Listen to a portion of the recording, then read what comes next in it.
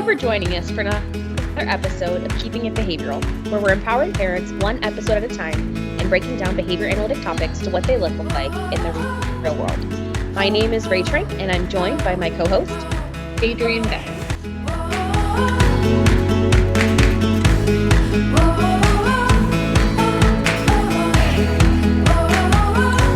So today we're going to be talking about when is it time to transition to other services? So if you're getting ABA services, when are we transitioning to school or, just other kind of related support services or no services at all? So it's a really big decision, obviously, and there are a lot of different contributing factors, which we're going to go into, which I do think it's kind of important to kind of distinguish. It's not talking about necessarily when your provider isn't a good fit. It's just like we're talking about overall, like we're ready to move on from ABA, because we talked about red flags and like choosing the right provider, which is like a whole nother thing, because there are a lot of times where maybe in services you need a different fit, but that's a different thing. But today we're just going to talk about when are we saying like, okay, we're done with ABA. Right.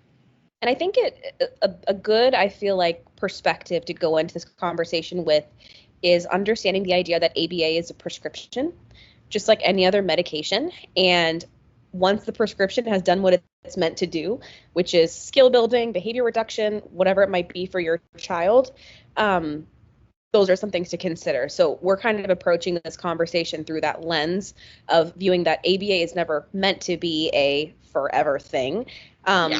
We always, it's a big thing they say in ABA that we want to be worked out of a job, essentially. We want our kids, our patients, our families to feel like they are ready to take on the world and go on to their next journey without our support.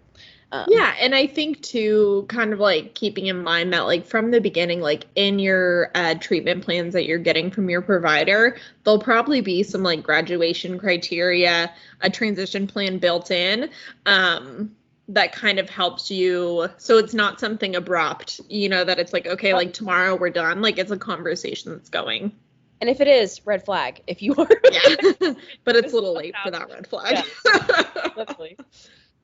But I guess we can just start diving into one of our first things, which is achieving goals. This is essentially what Adrian was just talking about with, the graduation criteria. So once your child has met a majority of the goals that you're hoping to achieve within an ABA center and within the ABA treatment plan that was outlined and written, especially because during each authorization period, those goals change, they're ever evolving. The most important thing is that they're consistently demonstrating those skills, not only within that specific therapy context, but within different settings, the community, home, especially if they're coming from a clinical setting, making sure that you're seeing that generalization of the goals they've achieved is going to be really, really important. And there is such a thing as being an ABA for too long, where it can have some of those negative effects. So you don't ever want to have your child maybe pick up other types of behaviors that aren't as desirable, especially when they've worked so hard to achieve the goals that they currently have and the skills they currently have. So as soon as you hit that point, it might be a good time to consider transitioning away from those ABA services. Yeah, and I think especially like with the younger kiddos, typically an assessment tool that's used is the VB map. And so a lot of the goals kind of tie into that, which it does kind of give an age correlation. So, at a certain point, your kid may be hitting those where they're kind of within their age range within that, which kind of ties into that, because it's kind of like, okay, we don't necessarily have any more goals that are going past what's expected of a typically developing child of that age. That is a very important point. Mm-hmm. Yeah. So another thing to kind of keep in mind is if you see a plateau in progress. So obviously, well, maybe not obviously, that was kind of a privileged perspective, but when your child is, getting ABA services or speech services or any kind of services, right, they're going to make progress, and it's not always going to be linear, right? So it's not always going to be straight up.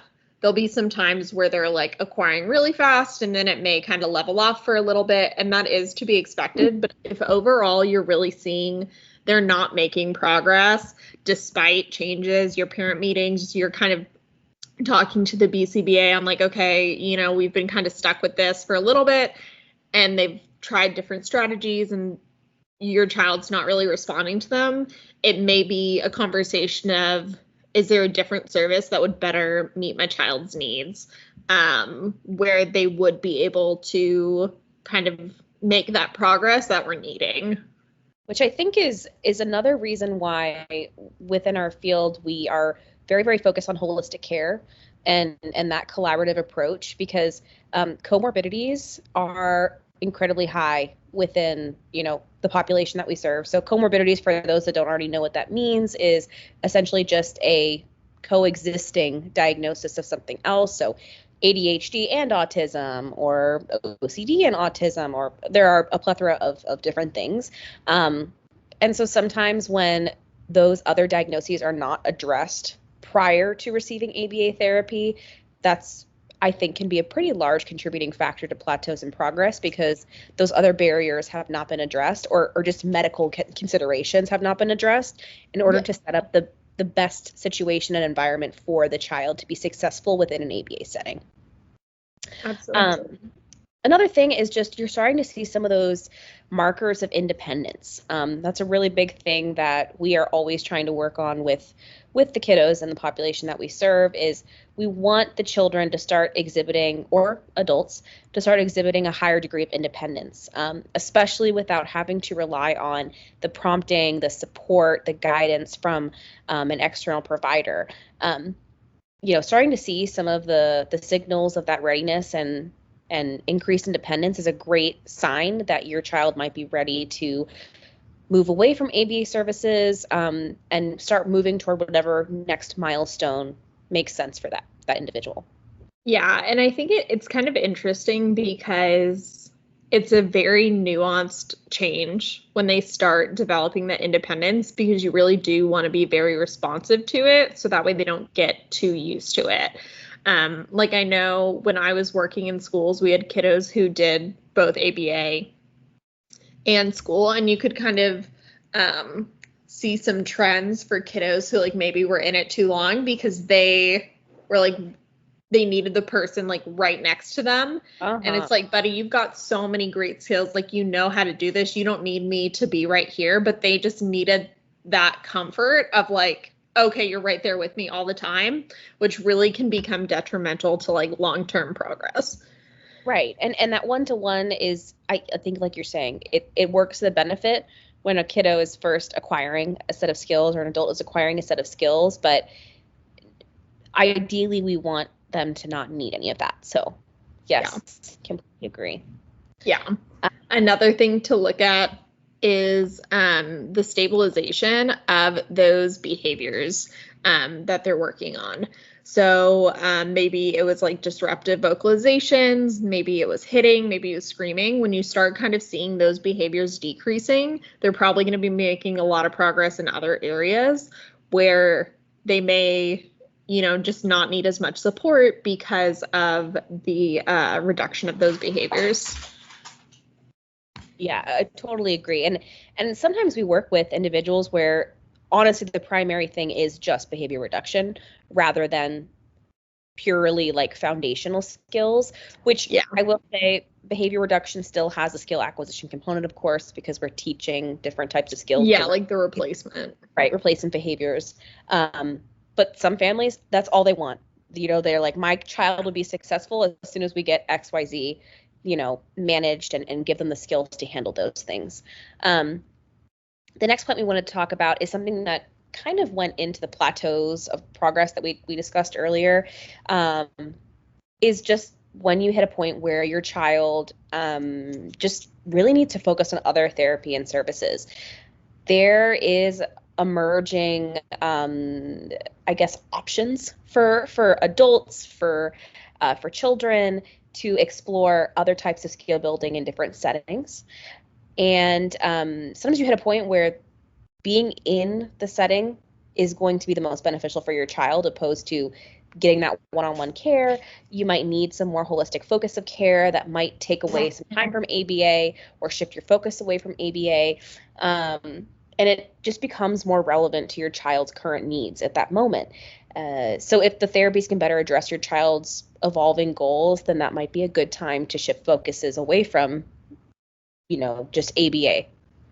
Yeah, and I think too, right, there is a time commitment to all of this, especially as kiddos, excuse me, or, adolescents. I always think kid because that's the population that I typically work with. But yeah, but as, right, you get older, you have more commitments, you have things going on, and there may just not be enough time to do it all, right? So you kind of have to prioritize what is the biggest need of my child. Which also kind of goes into our next point, which is just like the child's overall well-being. I've seen it a lot when I worked in schools where kiddos would come to school all day, right? Where they're also getting like speech and OT built into the day. And then their parents would take them to ABA and their parents would be like, yeah, like he gets in the car and he cries like the whole way to ABA. And I was like, okay, well, that's not helping anyone, At that point, you kind of have to make a choice of like which is most appropriate for my kiddo.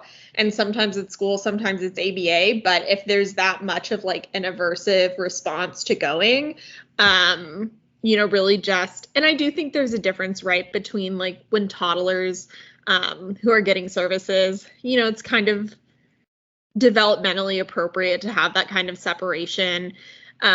Anxiety, like when you drop off a kiddo at daycare, you see kind of the similar response, and that's different than what we're talking about here, where they're kind of like communicating with their parent, or even sometimes the provider that just, it's too much. They're overcommitted. They're doing all the things, just like, you have a high schooler, you're not going to make them go to school and then go to like SAT tutoring and then go to regular, math tutoring and do all those things. Cause at a certain point you're like, my brain is fried. I don't need this. No. This is too much. It's the same concept. I've seen that definitely be the case with a lot of older individuals that I've worked with, where parents are like, they're going to school to ABA, then they go to a sports thing after. And just what we find is it's frustrating on multitude of levels. And the therapy, at the end of the day, it ends up just being a wash. It's not as effective because you're having to battle against fatigue, anxiety, frustration, and maybe things that aren't actually genuine struggles for that child, but they become a struggle because they're so burnt out, because they're so tired. So you end up addressing those concerns and those presenting problems when they wouldn't be issues if the child wasn't burnt out and wasn't overwhelmed and wasn't fatigued. So pacing, I think, is huge because you're trying to figure out, what works best. And kind of finding the balance, exactly. Right? Because no one's intent, right, is to like burn out their child or to like overwhelm someone. But it's also kind of like having that honest and open conversation of like, okay, how can we find a balance, and seeing what services can fit in with also like meeting the other responsibilities and expectations that your family has as a unit. And I think too, this is a conversation that I think any BCBA would welcome with a family, to discuss how you can maximize, I guess, effectiveness of treatment, as well as just ensuring that you're creating an environment that, sets the child up for success. Especially when you're transitioning away. I mean, your BCBA is not going to drop you cold turkey and be like, all right, not my problem anymore. Yeah. They're going to make sure that you're coming up with a plan that you're able to continue with the success and the momentum that you've built together. So that kind of leads into our next point beautifully, which is about family needs and dynamics. Of course, those are ever changing, and they obviously are a huge component in dictating the continuation of ABA services. If the therapy schedule is causing a significant strain on dynamics, whether it be financially, whether it be a time constraint, there's a variety of situations and circumstances, it might be worth reassessing the need for ABA services. Making sure that your family dynamic is is maintaining strength and is doing well and is healthy, it's number one. Because of course you want to ensure that your child is getting access to a variety of services and ABA services. But if your family unit is struggling and suffering as a result, that's going to hurt progress for the child as well. So ensuring that you're really being in tune with the needs and dynamics of your family is huge. It's number one. So that might be another reason that you might need to transition away from ABA services. And that doesn't have to be a permanent decision either. There's a lot of companies that will put you on a wait list or put you on hold for a period of time if that's needed for your family, and allow you the opportunity to come back when it just better fits with where you're at. Absolutely. Well, I think that's really all the points that we had for this one. Yeah, this one was we definitely rapid fire went through a lot. But I do think that this episode ties really nicely with our red flags episode and a few of the other ones we did. So use those also as a good guide to figure out if a provider isn't a good fit, if it's time to transition away from services. All of it ties in beautifully, and the more you know, the more you can and make an informed decision. Absolutely. So we are Keeping It Behavioral, where we're guiding autism and fostering hope. We're here for you every other Thursday-ish. Obviously, there's been a little bit of a lapse, life comes at you. But follow us on Instagram, TikTok, Tippity top, and YouTube at Keeping It Behavioral. And, as always, our little disclaimer, right? We're behavior analysts, just not giving individualized advice, but just kind of having conversations on these topics and kind of just sharing our personal perspective. But it's not an individual recommendation.